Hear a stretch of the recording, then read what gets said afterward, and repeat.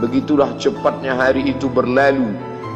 Hari berubah menjadi pekan, pekan menjadi bulan, bulan menjadi tahun, tahun menjadi windu, windu berubah menjadi abad. Yang mati hilang, yang dulu hidup kaya, hari ini hanya tinggal kenangan saja. Kemana mereka dulu yang hebat-hebat, bangsawan, para penguasa? Semuanya mati ditelan zaman. Yang tinggal hanya apakah dia orang paling baik, dicatat dengan tinta emas, atau dia orang paling jahat, dihujat, dicaci dan dimaki. Harimau mati meninggalkan belang, gajah mati meninggalkan gading, manusia mati meninggalkan nama, nama yang baik atau nama yang buruk. Wa tilkal ayyamu nudawiluha bainan nas. Demikianlah hari demi hari kami pergantikan di antara manusia. Untuk apa hari ini dirubah Allah Ta'ala? Mengapa hari ini datang silih berganti dan kita ada di dalam zaman itu?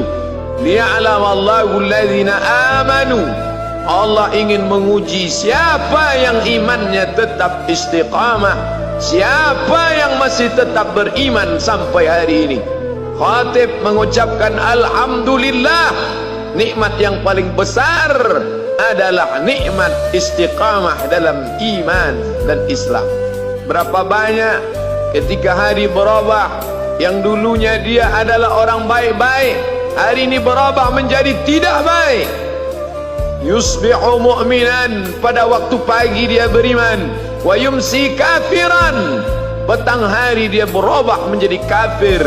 Maka kita selalu meminta, ya muqallibal qulub, wahai engkau yang membolak-balikkan hati, tsabbit qulubana, kokohkan hati kami, ala dinik, dalam agamamu, wa ala ta'atik, dalam ketaatan kepadamu. Berapa banyak yang dulu susah melarat, miskin, untuk sesuap nasi pun sulit, tapi begitu dilapangkan Allah rezekinya, tidak menjadi hamba yang bersyukur. Dia lalai, dia sangka itu karena jerih payahnya, dia kufur nikmat Allah Subhanahu wa ta'ala. Tapi siang hari ini, alhamdulillah, ada hamba yang disehatkan Allah, dia tetap bersyukur. Ada hamba yang ditingkatkan Allah rezekinya, dia tetap bersyukur. Ada hamba yang dinaikkan Allah kuasanya, dia tetap bersyukur. La in syakartum, kalau kamu syukuri nikmat itu, la azidannakum, pasti akan kutambah. Wala in kafartum, tapi ingat, kalau kamu kufur, kamu ingkar, inna azabi lasyadid, azabku amat sangat hebat, amat sangat dahsyat, amat sangat mengerikan. Berapa banyak orang di masa lalu mati dalam azab Allah Subhanahu wa ta'ala. Tapi itulah manusia, diambil dari kata nasya, lupa. Dia tidak pernah ingat apa yang pernah ditimpakan Allah kepada kaum-kaum sebelumnya. Wa ila samud akhahum salihah, kepada kaum Samud diutus Nabi Saleh. Mana mereka sekarang? Punah, musnah, tidak ada lagi di atas muka bumi Allah. Wa ila Madyan akhahum Syu'aibah, kepada kaum Madian diutus Nabi Syu'aib. Mana mereka sekarang? Punah, musnah, tidak ada jejaknya di atas muka bumi. Wa ila Adin akhahum Huda, kepada kaum Ad diutus Nabi Hud. Tidak satu pun ada di atas muka bumi. Tapi orang tetap juga angkuh dan sombong. Memang itulah manusia yang berada di atas muka bumi Allah Subhanahu wa ta'ala. Maka orang-orang yang baik tidak pernah berhenti mengajak kepada kebaikan. Umat ini dikatakan baik bukan karena banyak ibadahnya. Umat ini dikatakan baik bukan karena dia pergi bolak-balik ke kota Makkah Al-Mukarramah untuk haji dan umrah. Allah puji umat ini, kuntum khaira ummah, kalian umat terbaik. Kapan? Bila umat ini disebut umat terbaik?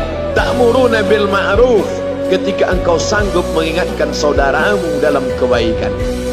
Pagi ingatkan tentang siang, siang ingatkan tentang petang, petang ingatkan tentang malam, malam ingatkan bahwa esok pagi kita tetap berbuat baik. Wa tanhauna 'anil munkar, larang mereka dari perbuatan mungkar. Maka hari-hari yang sudah kita lewati di masa yang lalu, sanggupkah akan pulang kembali? Pepatah Arab mengatakan, lan tarji'al ayyamul lati madat, yang lalu tak dapat terulang kembali. Apakah semua itu berlalu begitu saja? Tidak ada yang percuma, tidak ada yang gratis, tidak ada yang sia-sia. Semua akan diminta pertanggungjawaban di hadapan Allah Subhanahu wa ta'ala.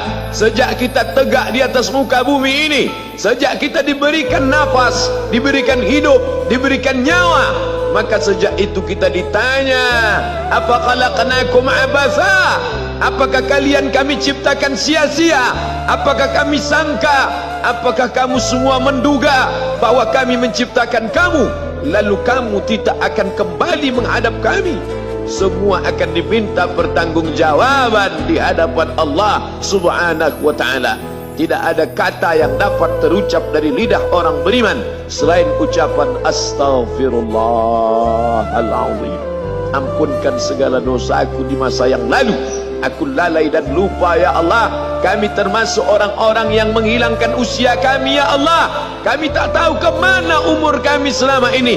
Berapa jam untuk perbuatan dosa, berapa untuk perbuatan maksiat. Padahal ketika tiba masanya, kami semua akan menghadapmu, dan pada saat itu semua akan dihitung menit demi detik. Detik semuanya tak ada yang dapat dari luput panggilan Allah Subhanahu wa ta'ala. Tidak ada yang lepas daripada pengawasan. Inna alaikum lahafizin, bersama kamu ada malaikat hafazah kiraman mulia, katibin mencatat, ya'lamuna ma taf'alun, dia tahu semua yang kamu lakukan. Betapa waktu-waktu yang lalu itu tak dapat kita tebus dengan apapun selain kita perbaiki di masa yang akan datang. Tingkatkan kualitas salat berjamaah, tingkatkan membaca Al-Quran. Andai usia kita sudah lanjut, tak dapat kita jemput, maka kita didik anak cucu generasi akan datang menjadi generasi yang Qurani dan Islami. Sab'atun yudhilluhumullah, ada 7 di antara yang dapat naungan Allah. Yauma la dhilla illa dhilluh, hari itu tidak ada naungan kecuali naungan Allah Subhanahu wa ta'ala. Di antara yang mendapat naungan itu adalah syabun, anak muda, nasya'at fi ibadatillah, anak muda yang tumbuh beribadah kepada Allah Subhanahu wa ta'ala. Andai masa muda kita penuh dosa, andai masa muda kita penuh narkoba, andai masa muda kita penuh zina, wal iyadzu billah wa na'udzu billah, jangan sangka Allah tutup pintu taubat. Innallaha la yaghfiru ayyushraka bihi, Allah tak terima taubat orang yang mempersekutukannya. Wa yaghfiru ma duna dzalika liman yasha, tapi taubat selain itu diterima, dibukakan Allah Ta'ala. Mari perbaiki anak menantu, cucu, kawan, sahabat, andai talat, ajak ke jalan Allah Subhanahu wa ta'ala. Itulah salah satu memperbaiki yang masa lalu, kita perbaiki di masa yang akan datang.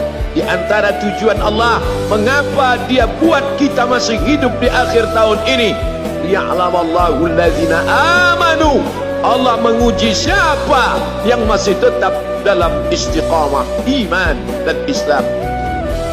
Tujuan kedua, mengapa Allah buat kita hidup sampai hari ini?